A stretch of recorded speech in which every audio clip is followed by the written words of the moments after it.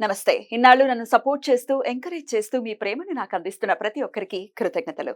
అలాగే ఈ వీడియో కూడా ఖచ్చితంగా మీకు ఉపయోగపడుతుంది. లైక్, షేర్ అండ్ సబ్స్క్రైబ్ చేసి మీ సపోర్ట్‌ని నాకు అందించండి. అలాగే ఈ వీడియో పట్ల మీకున్న అభిప్రాయాన్ని కామెంట్ సెక్షన్‌లో కామెంట్ చేసి తెలియజేయండి. ఇప్పుడు వీడియోని చూద్దాం. సూర్యోస్మి, నేను మీ విక్రమాదిత్య. ఆరోగ్యమే మహాభాగ్యం, ఆరోగ్యం భాస్కరాధీనం. ఆదివారం మద్యం, మాంసం, మైదనం వద్దు, ఆరోగ్యం ఐశ్వర్యం ముద్దు. మీరు ఆచరించండి, 10 మందిని ఆచరింపచేయండి. ఆచరించండి, ఆరోగ్యవంతులుగా ఉండండి. ఆచరించండి, ఐశ్వర్యవంతులు కండి. ఆచరించండి, ఆనందంగా జీవించండి. సూర్యోస్మి. జ్యోతిష్య శాస్త్రం ఒక అద్భుతం. వేదాంగమైన జ్యోతిష్య శాస్త్రం అనేటువంటిది మానవ జీవన గమనానికి ఒక వరం. జ్యోతిష్య శాస్త్రం నీ జీవితంలో వెలుగునింపే ఒక భాష. ఆ భాష నీకు అర్థమైతే ప్రకృతి నీతో మాట్లాడుతుంది. అస్ట్రాలజీ నేర్చుకోవాలి అనుకునే వారికి అద్భుత అవకాశం. మురళీధర శర్మ గారి అస్ట్రాలజీ క్లాసెస్ అతి త్వరలో మొదలు కాబోతున్నాయి. 100% జాబ్ గ్యారంటీ. వివరాల కొరకు సంప్రదించండి.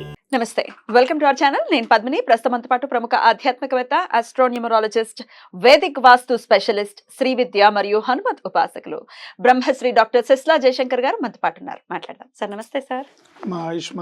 నక్షత్రాల గురించి చెప్తున్నారు. ఏ నక్షత్ర జాతకులు ఎలా ఉంటారు, ఏ పాదం వాళ్ళు, ఆ నక్షత్రానికి సంబంధించి వారు ఏ పాదం వాళ్ళు అయితే ఎలా ఉంటారు అనేది కూడా చాలా అద్భుతంగా వివరిస్తున్నారు. శ్రవణ నక్షత్రం, ఈ శ్రవణ నక్షత్ర జాతకులు ఎలా ఉంటారు సార్? శ్రవణ నక్షత్రానికి చంద్రుడు అధిపతి. ఈ శ్రవణ నక్షత్రం వాళ్ళకి కామన్ గా చెప్పిన లక్షణాలు శత్రువాక్. శత్రువాక్ అంటే మాట్లాడే మాటలకి ఎదుటి వాళ్ళు శత్రువులుగా మారిపోతారు. అంటే అంత కటువుగా మాట్లాడటం నచ్చవు ఎదుటి వాళ్ళకి, ఉన్నది ఉన్నట్టుగా మాట్లాడతారు. శత్రువాక్ అంటే ఈయన వాక్ ఎదుటి మనుషులు శత్రువులు చేస్తుంది. లౌక్యం లేదైతే లేదు. విదేశవాసి,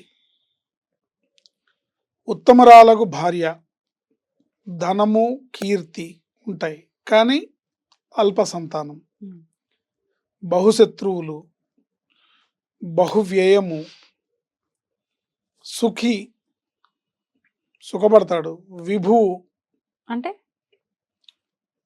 అంటే లగ్జరియస్ లైఫ్, విభుడు ఎంజాయ్ చేస్తుంటాడు. సిన్సియర్, ఆచితూచి వ్యవహరించుటలో చిక్కులు, అనుకున్న ప్రకారమే నడిచేవారు, ఎదుటివారి నుండి కూడా ఇదే పరిస్థితిని ఆశిస్తారు. ఎదుటివారు వీరి మూడ్ని బట్టి వ్యవహరించాలి. రిలయబిలిటీ విషయంలో చివరి క్షణంలో ఇబ్బంది పడతారు.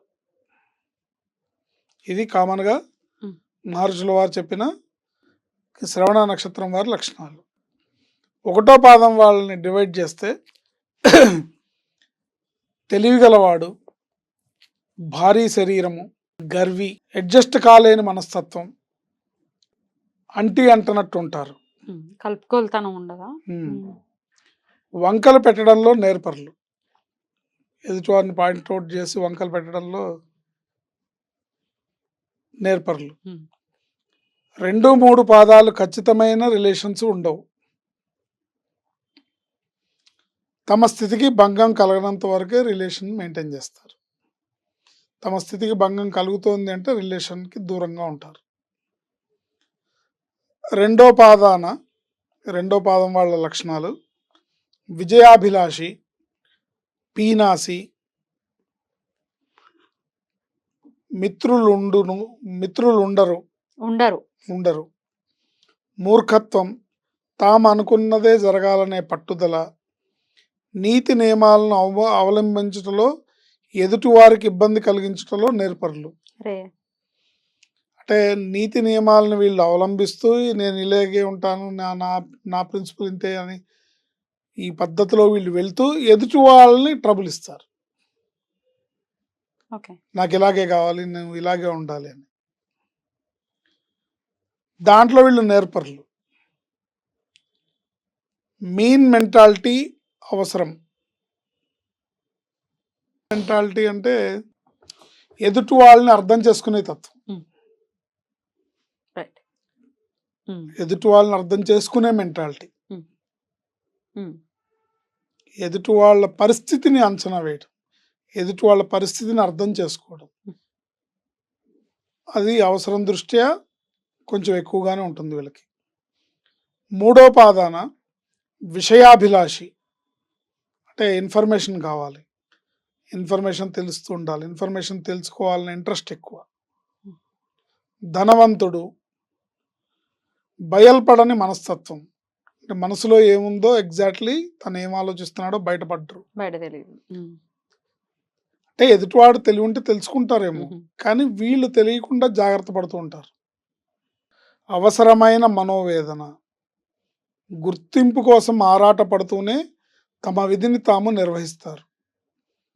అంటే తన పని తను చేసుకుంటూ దాంట్లో ఐడెంటిటీ రావాలి, వాళ్ళకి గుర్తింపు రావాలి, బాస్ వాళ్ళని గుర్తించాలి, లేకపోతే ఎదుటి వాళ్ళు తనని గుర్తించాలి అని ఆ పని చేస్తుంటారు.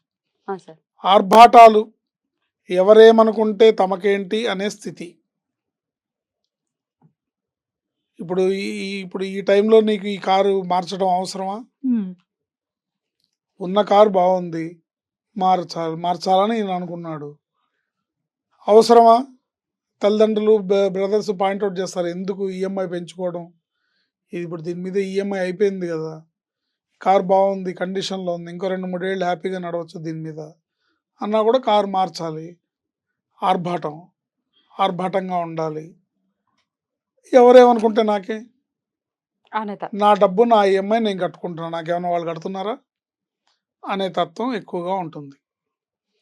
4వ పాదాన వాళ్ళకి నీతిరహితుడు, ఉదారుడు, ధనవంతుడు, వ్యవసాయజీవి, దేనికైనా సమర్థుడు, తాను అనుకున్న లక్ష్యం నెరవేరేదాకా పట్టుదలతో ముందుకు సాగుతాడు, ప్రతిభకు లొంగుతాడు. టాలెంటెడ్ పర్సన్ ఎదురుపడితే వాళ్ళకి లొంగుతారు, లేదంటే వీళ్ళు తిరిగి వాళ్ళ మీద పెత్తనం అథారిటీ అంటే ఏమాత్రం కొద్దిగా లోకుగా కనపడినా, ఏమాత్రం కొద్దిగా తెలివి తక్కువగా కనపడినా వాళ్ళ మీద వీళ్ళ అజమాయిషి ఉంటుంది.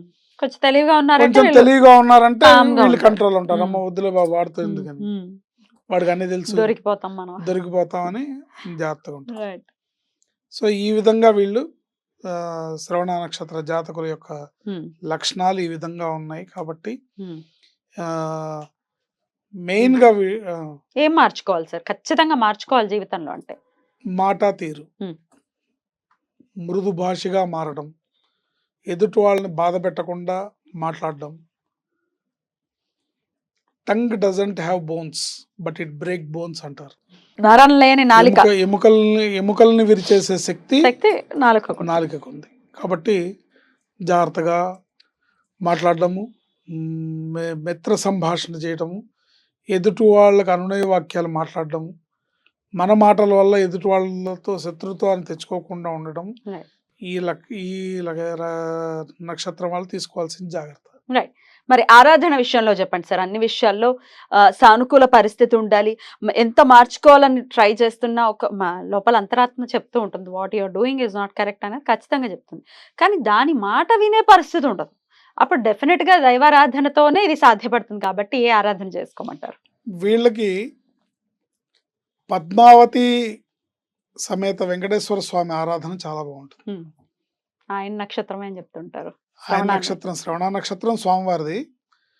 శ్రవణ నక్షత్రానికి అధిపతి చంద్రుడు కాబట్టి శ్రీ మహాలక్ష్మిని ఆరాధించి వెంకటేశ్వర స్వామిని ఆరాధించడం, అవకాశం ఉంటే వీలైనన్ని సార్లు తిరుమలలో తిరుచానూరు పద్మావతి అమ్మవారిని, వెంకటేశ్వర స్వామిని దర్శించుకోవడం వీళ్ళకి చక్కటి సత్ఫలితాలను ఇస్తాయి.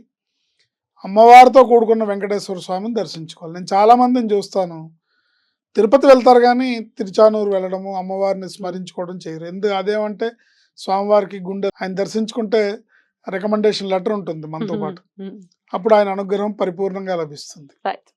చాలా బ్యూటిఫుల్ గా ఎక్స్ప్లెయిన్ చేశారు సార్. డెఫినెట్ గా ఇవి మార్చుకుని డెఫినెట్ గా వెంకటేశ్వర స్వామి అనుగ్రహంతో జీవితం డెఫినెట్ గా మంచిగా ఉండాలి శ్రవణ నక్షత్రం వాళ్ళకని మనస్ఫూర్తిగా కోరుకుంటూ థ్యాంక్ యూ సార్. ఇక నెక్స్ట్ ఎపిసోడ్ లో ధనిష్ట నక్షత్రం గురించి మాట్లాడుకుందాం. Thank you sir. నమస్తే.